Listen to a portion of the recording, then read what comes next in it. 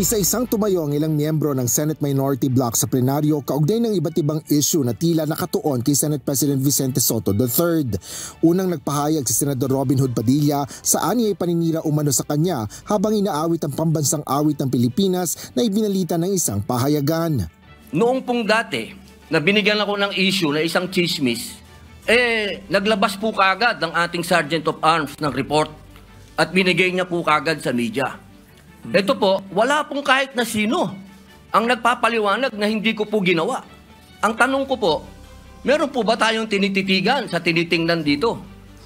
Kasi napakabigat po ng akusasyon nito sa harapan po ng ating bandila. Ako po yung magngangat-ngat. Hiniling ni Padilla ang formal na investigasyon at pahayag ng Senado kaugnay ng issue.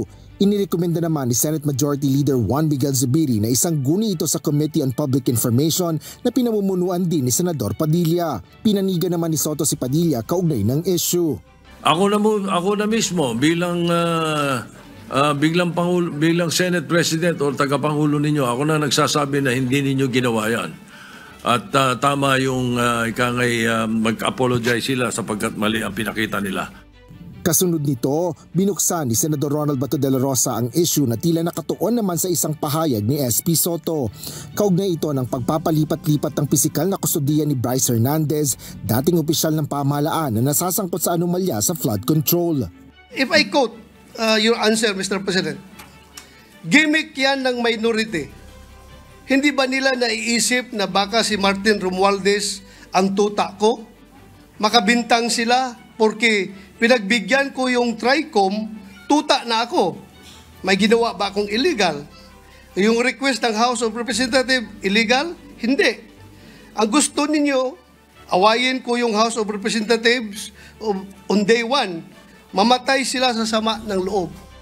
Nagpahayag naman ng pagkadismaya si Senador de la Rosa sa pahayag ni Sotto. Ang kinasama lang ng loob namin is, bakit kailangan pang patayin kami sa sama ng loob? Hindi na po masama ang loob namin. Tanggap na namin na kami minority. At pangalawang punto, Mr. President, gimmick lang ng minority yan. Ang Senado po, hindi po ito noon time TV show na puro gimmick ang ating tinitik up dito. Kami po ay nag-raise dito ng legitimate issues which requires legitimate attention. Sinagot naman ito ng tagapangulo ng Senado. When I said mamatay sila na sama ng loob, we were addressing the trolls. Because it was the trolls who were saying something to that effect.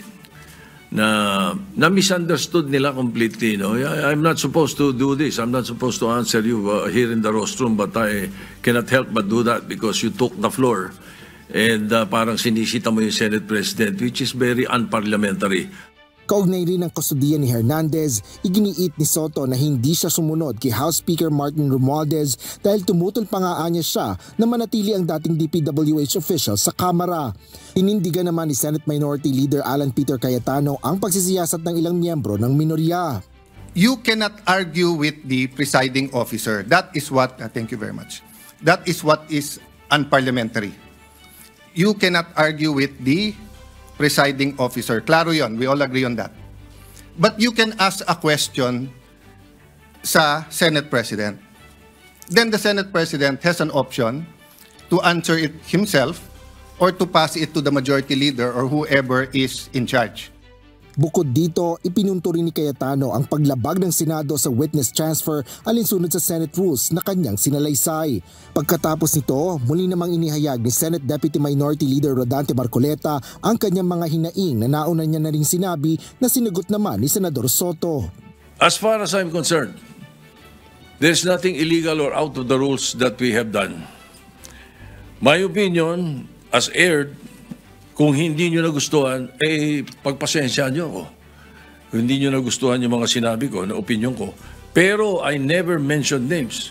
When I said, baka na-edit, tama yung sinabi ni Senator Pangilinan.